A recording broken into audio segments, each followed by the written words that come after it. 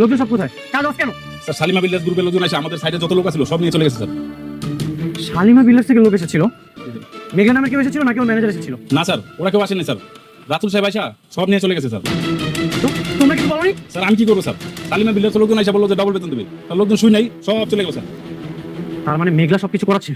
হতে পারে স্যার। রাতুল সাহেব বললো আপনারা কি ম্যাডামের অনেক ক্ষতি করছেন, তারই প্রতিশোধ দিচ্ছে।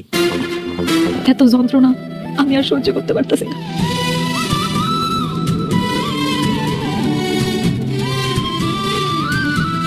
আসসালামু আলাইকুম বন্ধুরা, আজকের ভিডিওতে আমরা কথা বলবো গরিব ঘরে রাজপুত্র নাটকের এমন এক চমকপ্রদ ঘটনা নিয়ে যেটা দেখলে আপনার মাথা ঘুরে যাবে আর হৃদয় কেঁপে উঠবে।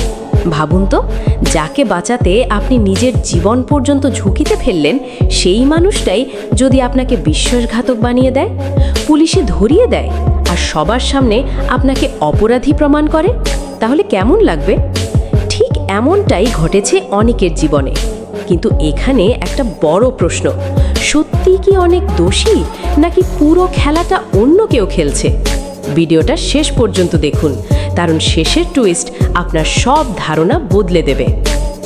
গল্পের শুরুতেই আমরা দেখি অনেক হঠাৎ করেই কোটি কোটি টাকার মালিক হয়ে গেছে। তার ভাগ্য যেন একেবারে আকাশ ছুঁয়ে ফেলেছে। সবাই ভাবছে এবার সে শান্তাকে বিয়ে করবে, কিন্তু হঠাৎ করেই অনেক জানিয়ে দেয় সে শান্তাকে না, মেঘলাকে বিয়ে করবে। আর এখান থেকেই শুরু হয় আসল ঝামেলা। কারণ এই সিদ্ধান্তে অনেকেরই খুশি না, বিশেষ করে যারা টাকার লোভে আছে। এদিকে রাতুল নামের এক চালাক লোক বুঝে যায় মেঘলাকে ব্যবহার করেই সে কোটি কোটি টাকার মালিক হতে পারবে। তাই সে ধীরে ধীরে একটা ভয়ঙ্কর প্ল্যান তৈরি করতে থাকে। আর সেই প্ল্যানের প্রথম শিকার হয় অনিক নিজেই। মেঘলাকে বাঁচাতে গিয়ে অনেক উল্টো নিজের জীবনটাই নষ্ট করে ফেলে, কারণ মেঘলাই তার নামে মামলা করে বসে। পুলিশ অনেককে ধরে নিয়ে যায়, মারধর করে, আর অনেক বুঝতেই পারে না কেন তার সাথে এমনটা হলো। কিন্তু আসল সত্যটা এখানে লুকানো। পুলিশ নিজের মুখেই বলে দেয় তারা অনেককে মারার নির্দেশ পেয়েছে রাতুলের কাছ থেকে। অর্থাৎ পুরো ঘটনাটা ছিল সাজানো। অনেককে ফাঁসানোর জন্যই এই নাটক করা হয়েছে। অন্যদিকে মেঘলাকে এমনভাবে বোঝানো হয়েছে যে অনেকই তার সবচেয়ে বড় শত্রু, তাই সে না জেনেই অনেকের বিরুদ্ধে চলে যায়।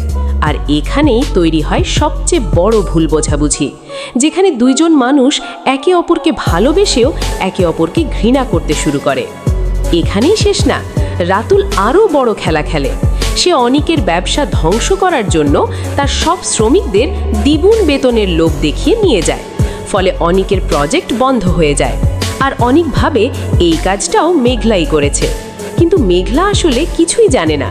সে নিজেও বুঝতে পারে কেউ একজন তাদের দুজনকে নিয়ে খেলছে।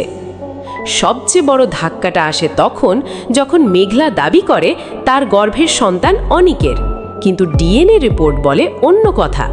এখানে গল্পটা আরও রহস্যময় হয়ে যায়, কারণ মেঘলা বারবার বলে সে কোনো পাপ করেনি, তার সন্তান অনিকেরই। তাহলে রিপোর্ট ভুল কেন? এটা কি সত্যিই ভুল, নাকি এটাও একটা সাজানো খেলা? শেষে মেঘলা সিদ্ধান্ত নেয় সে আদালতে যাবে, নিজের সন্তানের অধিকার প্রমাণ করবে। আর এখানেই ইঙ্গিত পাওয়া যায় খুব শীঘ্রই সত্যটা সামনে আসবে। আর তখন ভেঙে পড়বে সব মিথ্যা, বের হয়ে আসবে আসল বিশ্বাসঘাতক। তো বন্ধুরা, গরিব ঘরে রাজপুত্র নাটকের এই পর্ব আমাদের শিখিয়ে দেয় সব সময় চোখে যা দেখা যায় সেটাই সত্য না। অনেক সময় সত্য লুকিয়ে থাকে পর্দার আড়ালে। আর ভুল বোঝাবুঝি একটা সম্পর্ককে পুরোপুরি ধ্বংস করে দিতে পারে। ভিডিওটা ভালো লাগলে লাইক দিন, কমেন্ট করে জানান আপনার মতামত। আর এমন রিভিউ পেতে চ্যানেলটি সাবস্ক্রাইব করতে ভুলবেন না।